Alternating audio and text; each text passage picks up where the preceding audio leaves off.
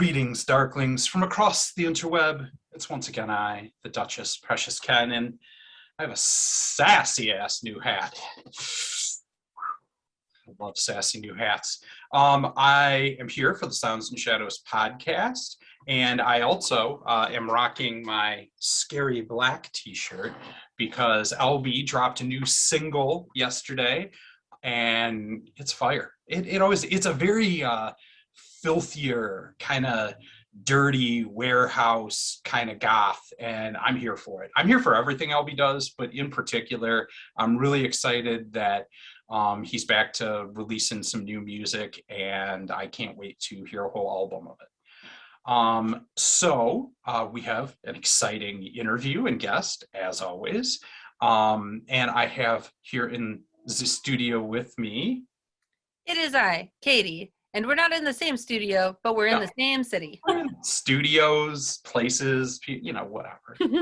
Let's not destroy the magic. Oh, I do want to shout out one more thing before we jump in, and that's this Sunday at 3 p.m. I'm going to get on the other side of the microphone and be interviewed by Brian of the Gothsicles and his show, The Space Couch. So I'm really excited for that. I'm going to have somebody press me with the questions. So that'll be fun to do that. But today I have the artist with me, well, the artist and the producer, and we have all kinds of exciting stuff. But Ms. Josie Pace from Detroit, represent. Hello. It's nice to be here. Thank you so much for having me. Yeah. Ken, you want to say hi too? Hi. This is Ken. He plays the keyboards. Why don't we start out with that? Tell me just kind of what you do in the project, each of you, and kind of how you contribute to it, and then how you formed up into this Voltron to create badass punk rock dance music. Nice reference to Voltron. Well, I am the bodyguard, obviously. I know I wouldn't mess with you. Like, we met before in Detroit, and I was just like, yeah, no, I don't want to throw hands with her. Not at all. We met 5 years ago-ish, and on Facebook. On Facebook, actually. Yes. Strangely enough, I was looking for somebody to produce. I was looking for somebody different, I actually had done an interview with I believe it was with a newspaper, I don't know, like Royal Oak News, if there's such a thing, or something like that, or I don't know, probably something like that. I did some kind of online kind of thing with them, and as a producer, not with Joe. I didn't know Josie yet, and I'd mentioned that I was looking for someone to produce, someone to do something different with. I was looking for my Annie Lennox, my Kate Bush, my sure. kind of thing. And then just so happened, I was searching the web one day, and I saw Josie sitting on her bed in her bedroom. I was just a young girl. She did a cover of, she was with her acoustic guitar playing Mad World by Tears for Fears. Yeah. And Yes. there's a lot of people have done that song. Obviously, Gary Jules did an amazing job of that version. And what I really, really liked about Josie's performance on it was the authenticity and the realness of it. Mm-hmm. One thing I have with singers is that I have to believe them. Sure. You have to believe what they're singing. Yeah. It's why I have problems even when we did a cover song, which you're going to play later. Mm-hmm. It took us a long time to come to that cover song because I wanted to make sure that when Josie sang it, it was believable. Yeah. And a lot of people do cover songs. It drives me nuts, and it's when I kill when I see ska versions of "Come As You Are" or jazz versions, and I'm just like, It doesn't make any sense. That song's about suicide, right? And you're all like, hey, come as you are, For the record, I definitely am into a ska version of "Come As You Are," so I'm going to be looking for that. So I'm always like, you got to know the song you're doing, and the way she did it, the way she performed it, she didn't overperform it, and I didn't American Idol it. Yeah, a lot of singers nowadays tend to overperform and oversing because of American Idol and The Voice and The Masked Singer and all that stuff. And I think people growing up we both know that Ian Curtis would not make it on The Voice, right? So, but he's an iconic singer, and he had and he had a great voice, and that's what I heard in Josie. And so I stalked her on the internet. So yeah, I didn't want to work with him. I thought he was a creep. I was like, this guy will not stop bugging me. Seriously, he's gonna show up outside my house or something. So yeah, it took me about 3 months to finally. I'm not joking either, but finally, I'm pretty stubborn. Yeah, to get her on the phone after sending her email after email saying, no, I'm not a creep. I'm not like that kind of thing. I really. He is a creep, but yeah, but he's a friendly creep. Yes. Through a mutual friend, Scott Sprague, a photographer in Detroit. You might even know him.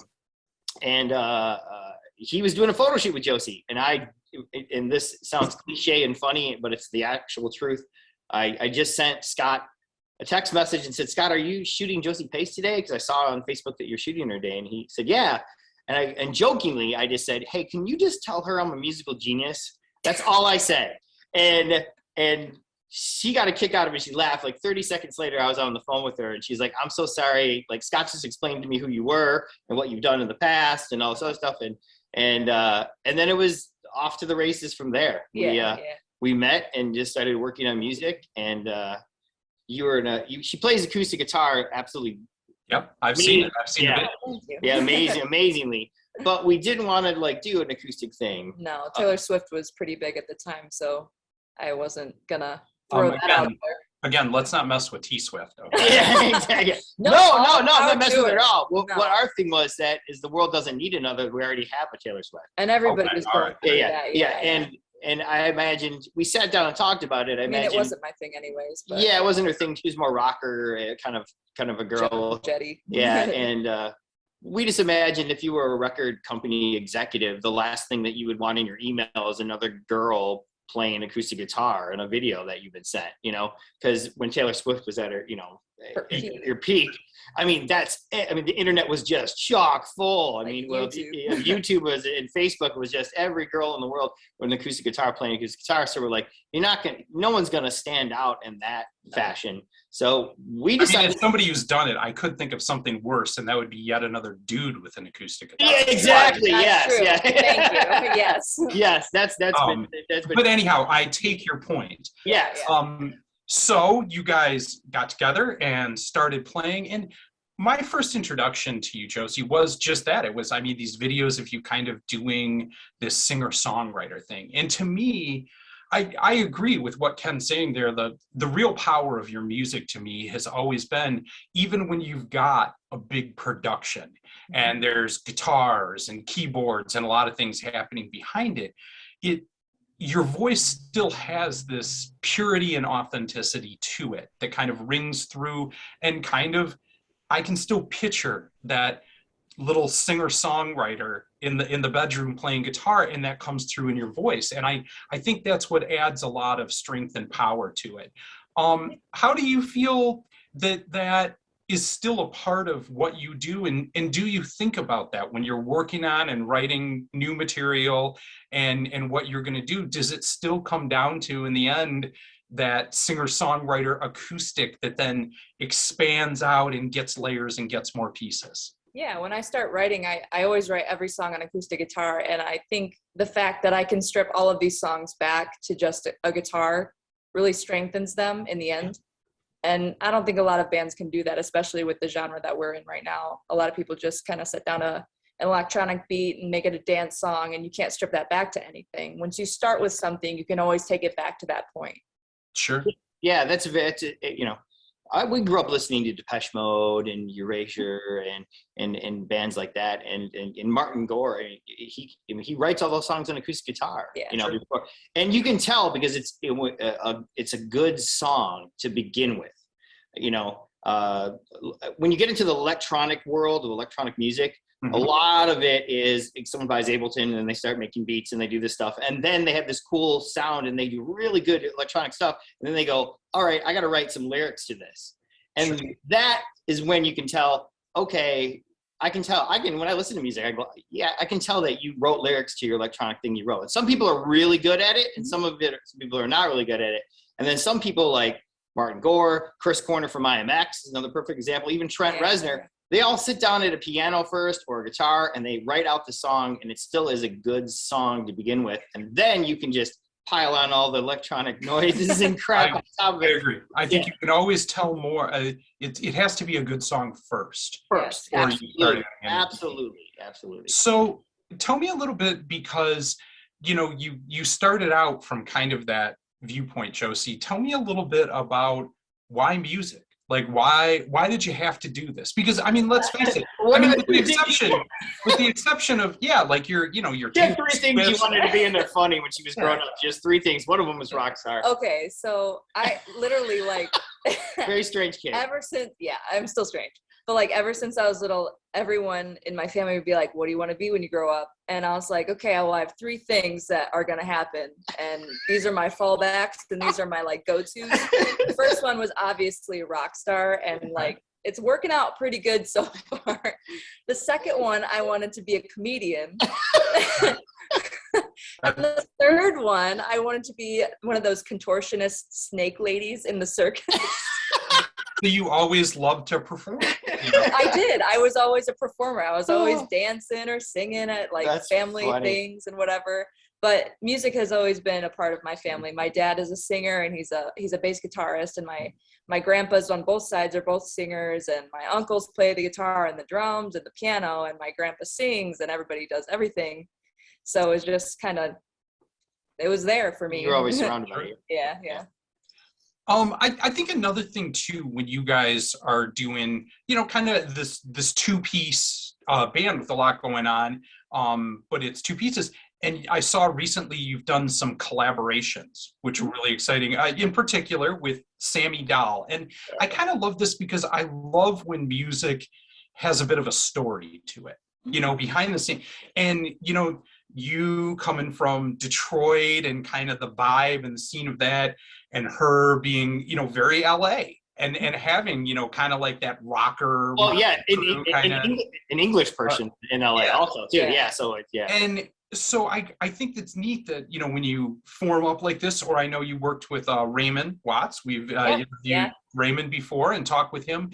Tell me a little bit about kind of why you were excited to do a collaboration like that, and how you put yourselves together and work together. Well, Sammy? I mean, Sammy, he had introduced me to the band IMX when we had first started working with each other, because I'd worked with them, and they're amazing. I love IMX. They are. So he came to Detroit and played the Shelter, and we went and saw them, and we stood right in front of Sammy the whole time, and it was awesome. It was a great show.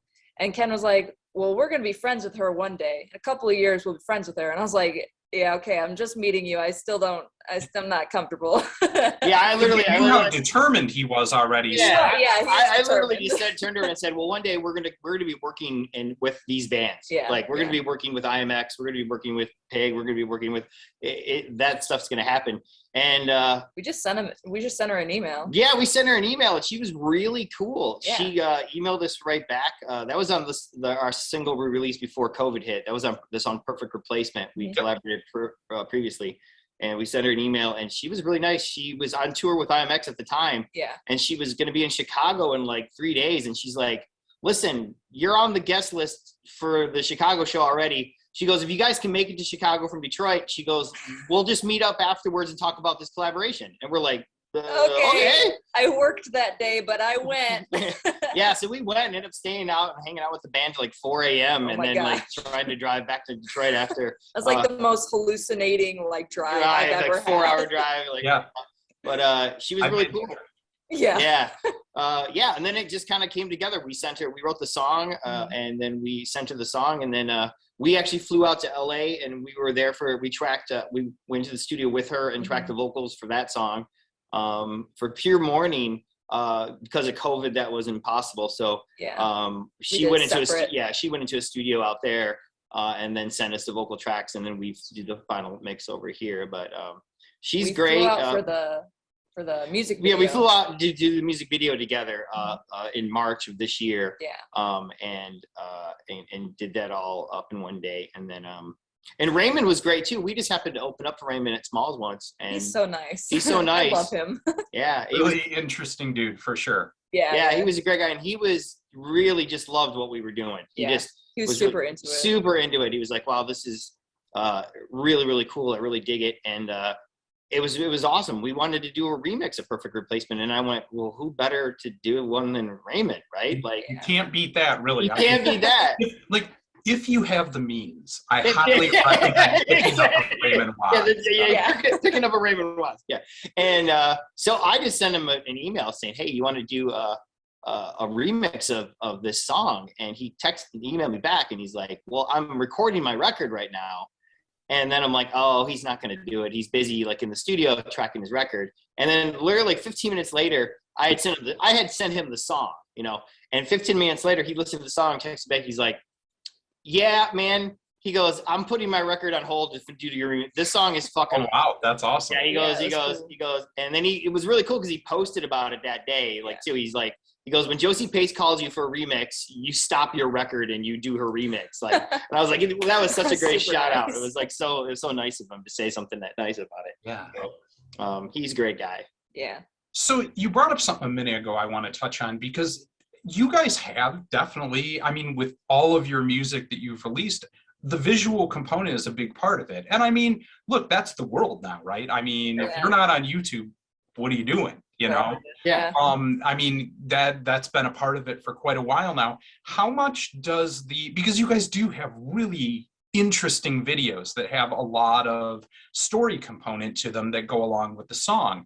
So how much thought goes into matching up what you're doing in the music to what you're doing in the video? And on top of that, have you got to work with or had any producers or directors for the videos that you want to call out, or do you do them all yourself? It's all these two. Mostly he comes up with the ideas, we bounce them off each other, and then I direct all the videos, but we go shopping, and we sit there and it's tedious. tedious. Sometimes I hate it. Yeah, but I direct all the music videos. And then I have one editor that I work with. We can give a shout out to Ken. His name is Ken also. That's 3 Kens. Wow, that's more Kens than I can handle. Me too. Yeah, exactly. So shout out to our friend Ken. He lives in Canada, and he does all of our editing for us. And he's amazing. And our buddy Nick Small, who works at my recording studio, and he also does film work for like a living. So we're very fortunate to have a lot of really talented friends that do everything. They give us the friend rate. They basically do like film and stuff like that and editing for a living. But since we're friends, they give us like the friend rate, or they do it for free, or they do whatever, because they work for like, Ken does stuff for CBC, the Canadian Broadcasting Company. So he'll do stuff for like that, and he likes the artistic side of having to, he's staring at like a normal commercial all day when he gets to come here. Get to actually do something to artistic, loose and So but yeah, we sit and think about the videos, and visuals have always been a big deal to us. Obviously Josie's very visual, so just the bodyguard. Yeah, that's the reason. I mean, the reason why also we, there's no band name. It's me, Josie, and Mark Damian. Mark Damian lives in LA. He's our drummer, and he plays drums on all the songs on the album. And but it's the reason why we just went by Josie's name is because we wanted it to not to be a band. We wanted it to be like more of a person, like Bowie, kind of thing. And I understand. I should probably change the name of our band to Colin Shipper for the same reason. 100%. Exactly. I know what it's like to work next to an incredibly striking person, Ken. I get it. Exactly. Yeah. So we always like to make all the videos, or at least my idea is always like the more of her, the better in the videos. And then the concepts are, hey man, I grew up watching every Duran Duran video in the world, and those guys were my heroes. So like the visual and in Bowie the same too. The visuals behind it were as important, if not more important, than the music. And it's all part of the story for sure. Well, yeah. And we love the idea of the chameleon thing, like that Bowie always did. Mm-hmm. Like we, at any moment we can change up and do whatever we want, and Bowie did that all the time. And so we kind of, the visuals usually come that way. But we, Josie sits around and she sends me like Clothes. How I'm about like, this hey, this is outfit? cool. This outfit or that outfit, or how about this idea? And then, but usually I come up with the concept of the video and how it's going to come about, and and then we storyboard it all out and do all that stuff. And Yeah. I try and just base the videos around the clothes. Like we'll probably have a video coming up focused solely on this hat. yeah, You should. That you hat should. is amazing. Yeah, exactly, exactly. Katie, would you like to jump in? Sure. Okay, so understandably, things are a little bit different these days when it comes to places that you can hang out around town and stuff. Yeah. But in the future, like, what are some of the best clubs and places to go and see live music around Detroit? Oh, around Detroit. I mean, we've played at Smalls multiple times. Smalls is a great place, especially, I mean, being that close to a band is like, I feel like it's better, but that's just my preference. I mean, there's Smalls and the Shelter and the Crowfoot, Machine Shop. We played all those. Yeah, those are great. We played City Club before. Yeah, The City Club's is great. fun. Yeah. Yeah, it's hard to remember. Doesn't it seem like it's like It has been a long time. it's been like a long time since I went to so many concerts. I remember going to so many, and then it's I like know. and then you just don't go for a year or two, and then you forget which ones you went to. And What was the one that I ran into you guys at for Pig Face? Yeah, last time. Where was that at? In Pontiac? that was at the Crowfoot. Oh, Pig Face. Oh, no, Pig okay, that was, yeah. Crowfoot, yeah. that was That's right by where I grew up, in Velveeta Valley, Clarkston. Oh. I was born in Pontiac. That's funny because we were just emailing Curse just a minute ago. So. Oh, nice. Yeah, I'm going to play there with him in Detroit soon. Yeah. Nice. Yep. So that's those are some good places. Obviously, City Club, it was And cool. there's the Corner Bar too. We've played that one before. That's a good venue. I'm trying to think of like. We play a lot in Los Angeles. Yeah. So, they're Bar Sinister Sinister out in Los Angeles and stuff like that. So Yeah. and New York, the knitting factory Mhm. in New York and Yeah, stuff like very that. cool. And do shows there. But it's been a while since we've been out. Yeah. Josie goes out more to City Club than I do. So Yeah. so if you go to City Club, you'll catch her there. Yay.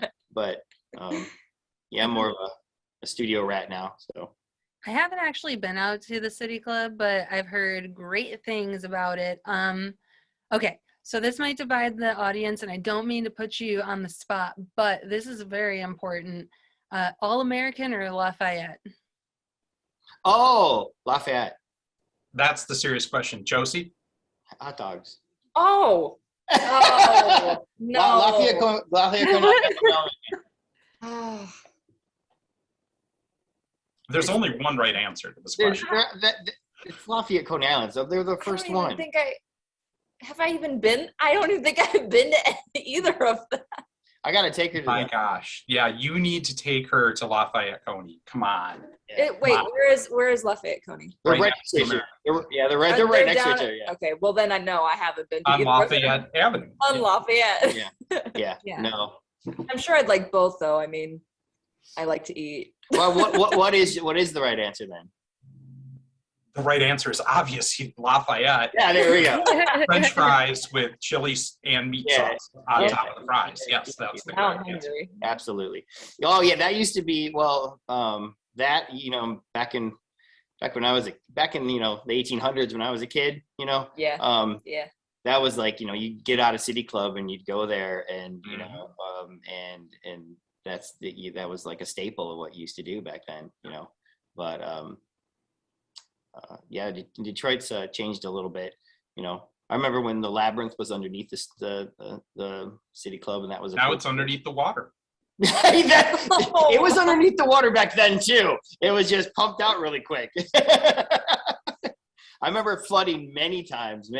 Like I'd be playing a show there or something in the early 2000s, and they'd be like, "It's flooded right now, but it should be fine before the weekend." Oh my god. It's like I'll swim. It's fine. Oh, you don't want to swim through that water. No. Bring a raft. No. Okay, so reeling it back into the music and stuff, you've played lots of shows, whether it be in LA, New York, or Detroit, really anywhere.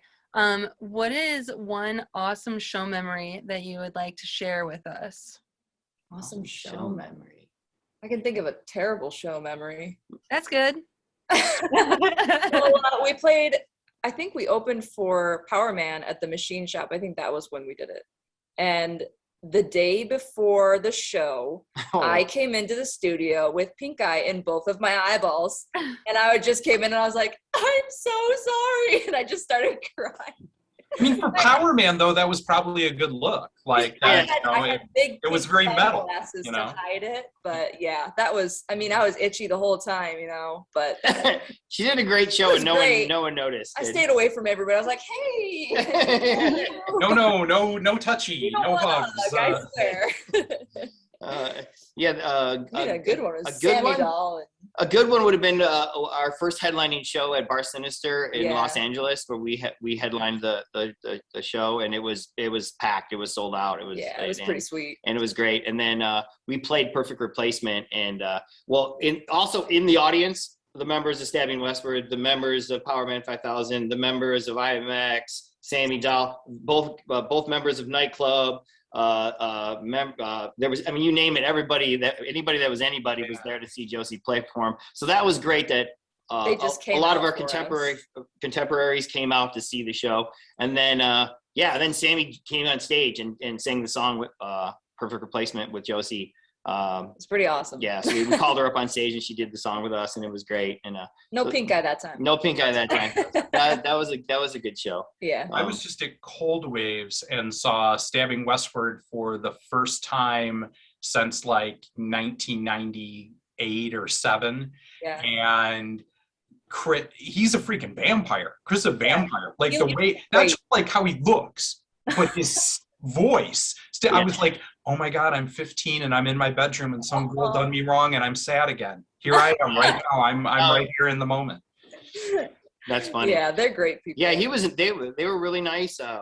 Spider from Power Man was really nice. And when we played our headlining show in LA in Bar Sinister, it was funny. We did sound check, and we went backstage to the dressing room after sound check, and like Spider's in there, like He's just standing there. He's like in there drinking our water. I was like, and who stuff. is this? And I'm like, I was like, oh, it's you. he's like, I got here early. Went into bodyguard mode. Yeah, I was like, exactly. what? Guard the water. Down. Guard the water. Don't drink my monsters. So that was he was really cool. And because Ty came out from Power Man 2. Chai came out from Power Yeah. Man. There was a bunch of other people from Bullet Height and a bunch of it was a good show. Just a bunch of friends. Yeah, the LA scene is pretty cool that way actually. They seem to be Supportive. supportive. That's the word. Yeah. I wish more scenes were like that. So now I gotta ask. So when you go out to your fancy, hold on, let me hold my pinky out when I drink my tea. When you're out at your posh, fancy LA venues to play a show, what's on Josie Pace's rider in terms of what needs to be in that dressing room to get you there? You don't show up for any less than what? $1 million. No. to get out of bed. Just kidding. Usually we ask for some sort of veggie tray because like Okay. gotta have the little veggies, gotta have little sandwiches. Yeah. You always gotta have the blue monster in the black can. Gotta There it have Yeah, she There has it is. That's what really, you That's and Jason Corbett from Actors, although his is sugar free, but yes. yeah. I don't drink any of that stuff. I gotta have at least one before I get up there. I gotta Sure. Yeah. heart palpitations, man. I Get me have going. no idea what's going on backstage and what's there. I'm usually the guy running around yelling at the sound guy going, what do you mean? What do you mean this isn't working right? What do you mean you don't have the Russian vodka? What do you mean you don't?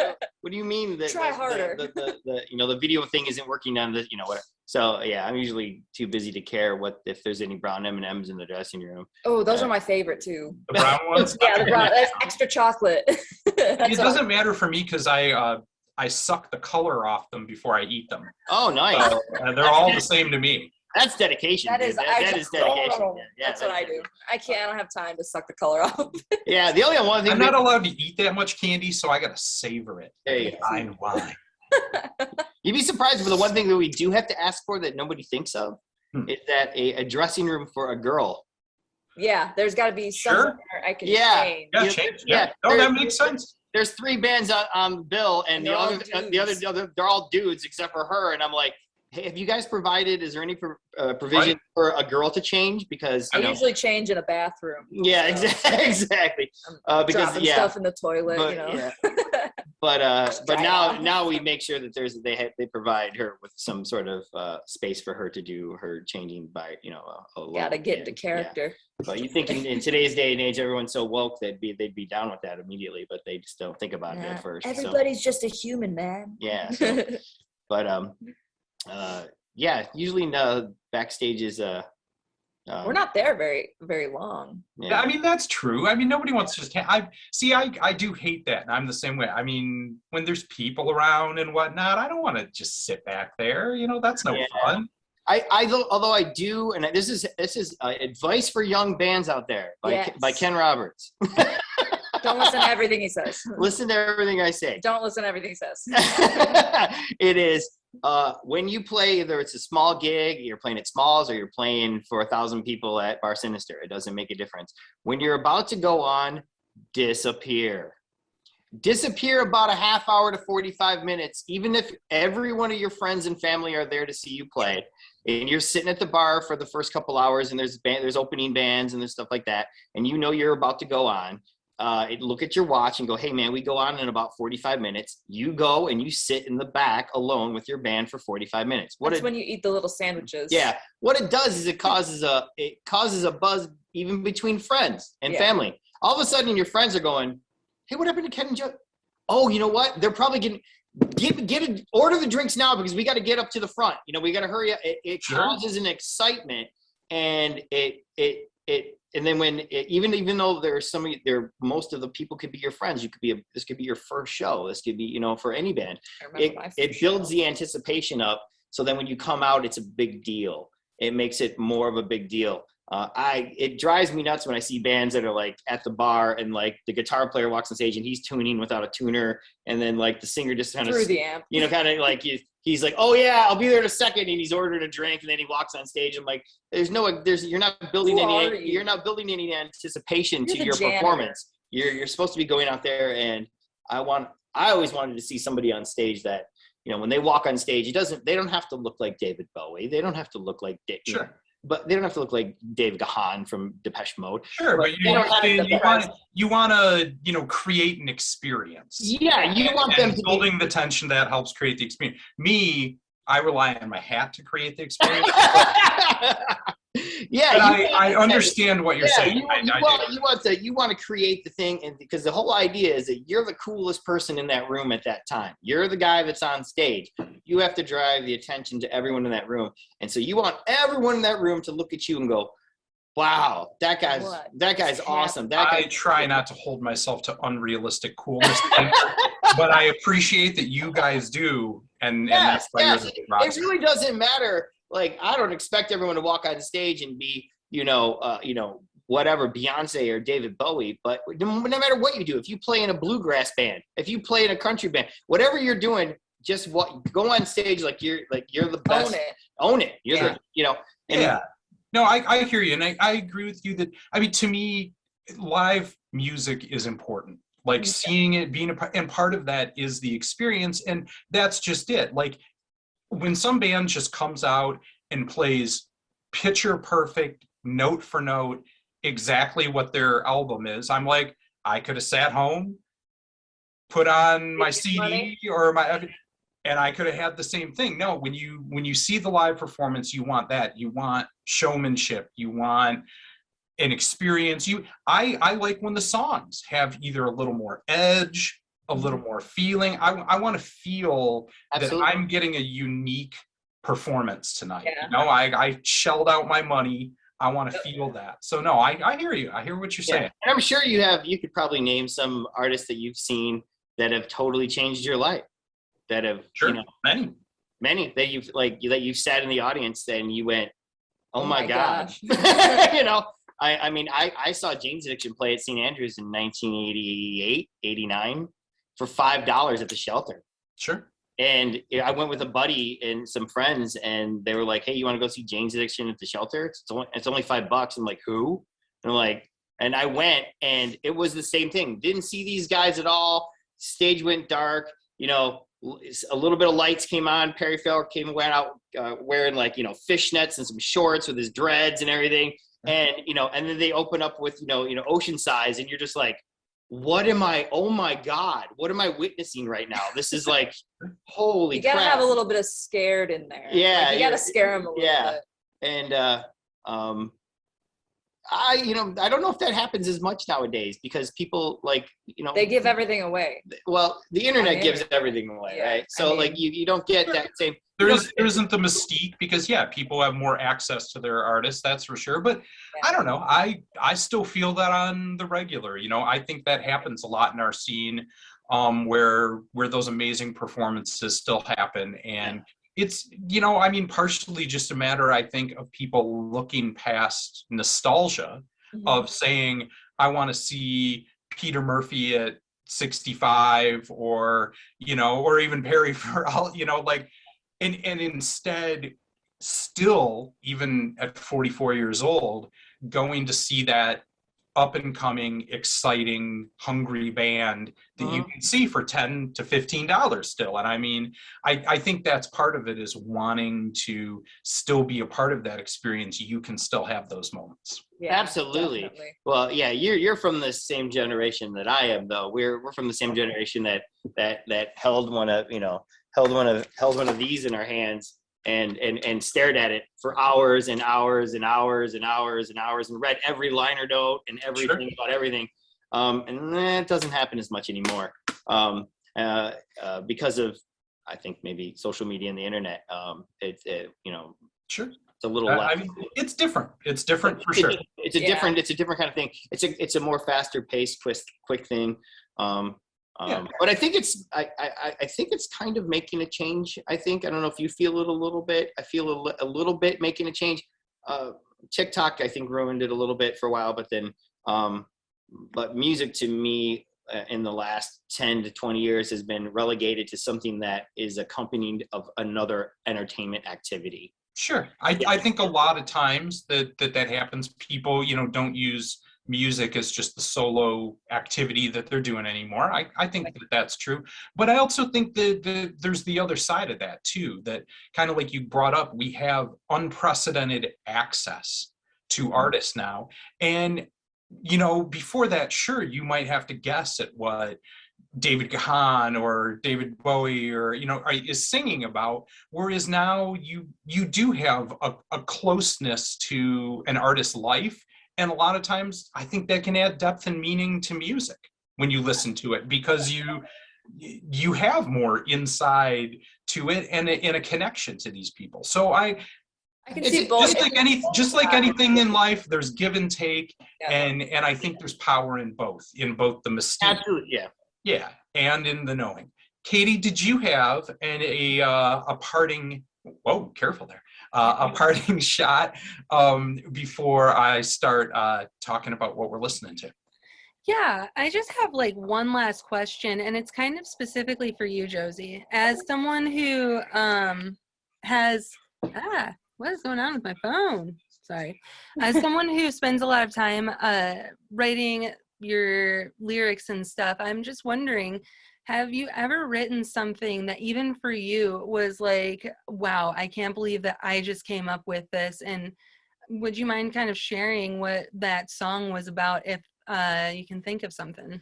Well, I think, honestly, like, it's going to sound terrible, but when I write my songs, I sit down and I write them. I don't like to spend a lot of time writing the lyrics, because whatever I come up with in that moment, I feel like it's supposed to be there, and that's, you know, what I should be writing. But after I'm done writing the song, I usually don't remember the process of writing the song. And I'm like, wow, how did I even do that? It's almost like I wasn't there, but I was there, almost like an out-of-body experience. So kind of every song is that way for me. Just like, wow, I can't believe I wrote this. This is pretty good. All right, I can get behind this. Like, when did this happen? I understand where you're coming from. Yeah. I think one of if I could pick a specific part of a song, when we were writing the song No, Ken was like, we need a bridge, because I hate writing bridges. It's like, I want it kind of fast-paced, kind of rappy, And I was like, I don't rap. But then in like 20 minutes, I was at home and I came up with the bridge for No. And it was like just this super fast pace, like just words kept spilling out of my mouth while I was writing it. And I was like, wow, I can't believe I wrote that. When you're writing, do you like record the audio onto your phone or do you write it down? Most of the time I start just by playing whatever chord progression that I have and then mumbling things while playing it. And then if words come out, and then it sparks more words. And then if I have something that I really like, I'll remember it and then I'll record it and write it down. Awesome. All right. Thank you. That's it for me. Thank you so much. Never say never. No, you might get pulled back in. You don't know what I'm. That's actually the most like I learned more now than I've ever. Like she's. Those are good questions. Those are good questions. Those are great questions. Katy is a very serious professional who is here to keep me on the path. So but that's more information that you've got out of Josie than I've even got out of Josie. Like when it comes knows how to ask me the right questions. About what are songs about? And listen, you gotta hear.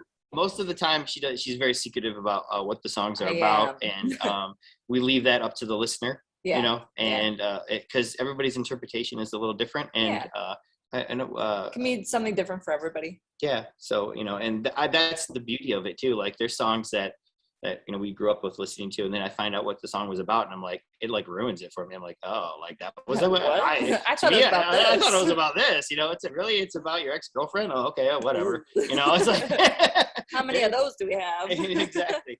So. All right, so now we have moved to the portion of the interview where we at Sounds and Shadows are a music review page, and I think it's important to know artists that we're listening to and new ones, what it is that you're listening to that's inspiring you. So I would like to hear maybe a couple from each of you. What are you listening to right now in the new music scene that's getting you excited? Any genre, whatever. I mean, whatever it is you're spinning. Well, I don't listen to a lot right now.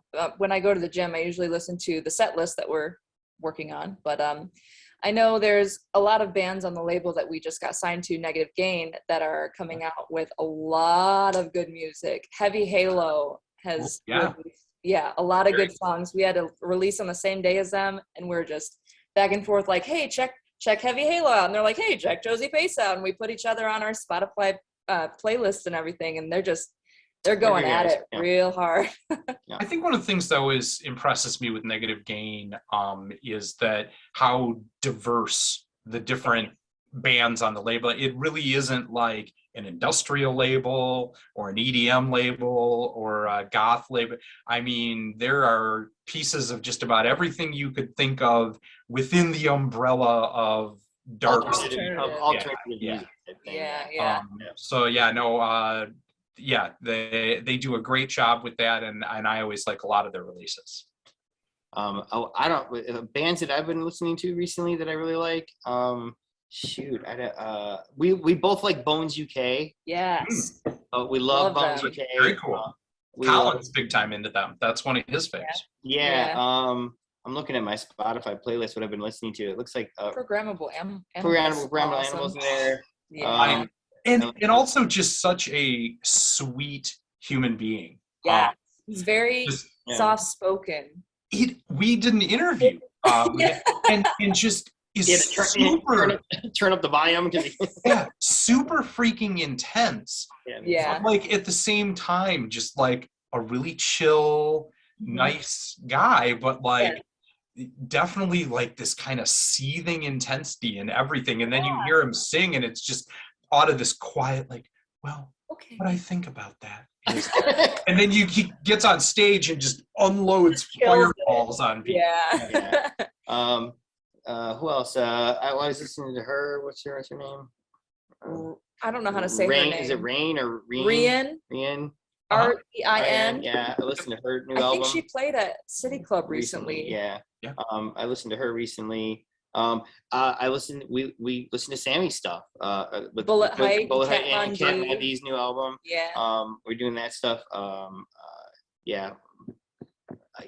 that's a hard question for us. I feel bad. I know, that's why I like to ask it. Yeah, Good question. I do feel bad, but I remember an interview. I watched when I was a kid with David Coverdale from Whitesnake, and they asked him this question at the height of his fame, and he was like, "I listen to Beethoven every day, and that's what I listen to." And that's the kind of same thing with us. Like I was listening to Naked Eyes in my room, the band from the 80s, while we were getting ready, and before that, it was, you'll catch me listening to the Beatles, or you'll catch Josie listening to the Eagles, or usually there's Genesis blasting somewhere from like the house. So, wait, now this actually has to lead into a very important question here is, who do you side with in the Eagles?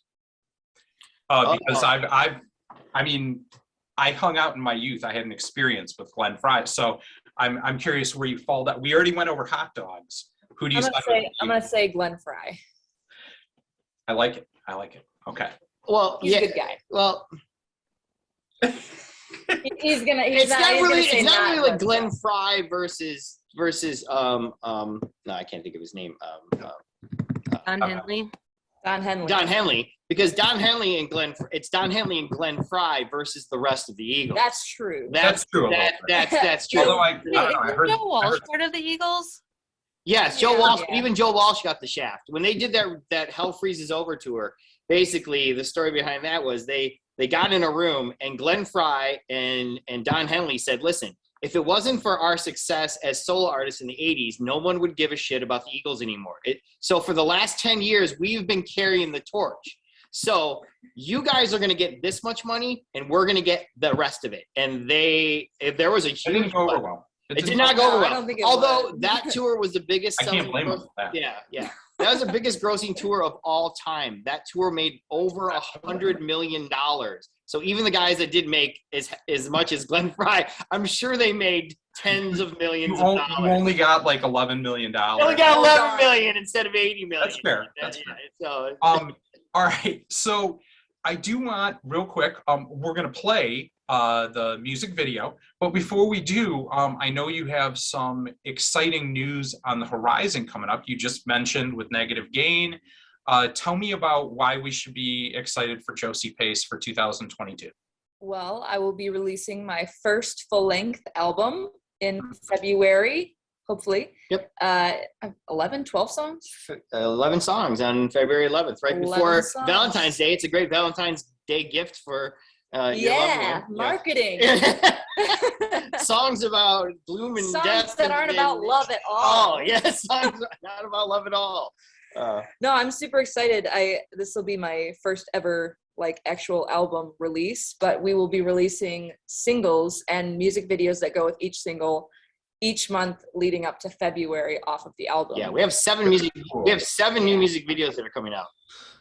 Yeah, we've been busy. So yes, so you've only seen one, and that for Pure Morning, but there are 6 more that are on their way out that are going to come out from that, and then the album will be available on vinyl, it'll be on CD, and CD will have a bonus track. Yeah, CD, only available on CD. Only available on CD. Will not be available to download. Will not be on the vinyl. You can only buy it if you buy the CD. Because we're artsy. Yeah, it's artsy. Yeah. All right. So coming up here, we're about to play. You guys did a cover for this video and single that is a band near and dear to my heart in Placebo. What made you choose this song, and how do you feel like you added your own flavor to it? What are we about to see? Well, we had talked about doing a cover for a really long time. Years. And we since tried. We started working with each other, we should do a cover. And I was like, yeah, we should. And then we tried, and we're like, ugh. We tried so many, and they just didn't They're on a hard drive somewhere, and someone would be like, oh God, this is terrible. They're so bad. It doesn't always hit. It's hard to find a cover that fits me, obviously the singer, but also that fits the genre that we're in. Sure. And it could be crossed over and made our own and whatever. But he had thought of Pure Morning. I thought of Pure Morning. I heard it on the radio, and I'd forgotten about that song for a while, and then I heard it on XM radio, and I was like, you know what? If I took that song and I kind of smashed it with Get Down, Make Love meets Revolting Cock's version of Let's Get Physical, where it's just just this big drum sound and just grindy, distorted noises. If I just did that, that would work perfectly. And and we tried it. And when you hear the beginning of the song, that synthesizer sound. Oh, by the way, there's no guitars in any of our music, even though we all play guitar. So taking a song like that, which is all guitar, and turning it into a synthesizer song was definitely a feat. So when you hear the first sound of the song, that's when I knew I had the cover. As soon as I created that sound, because I had to recreate kind of like the guitar thing that was happening in the original. And as soon as I got that down, I went, okay, here we are. This is it. It just makes sense when you hit the song that works. Yeah. So I want to thank you both for joining here. I'm really excited. We're excited for the album coming out. We're excited for Negative Gain. And we are now going to spin the Placebo cover of the Josie Pace cover of Placebo of Pure Morning. And for all of you out there in interwebs land, keep it dark, yeah.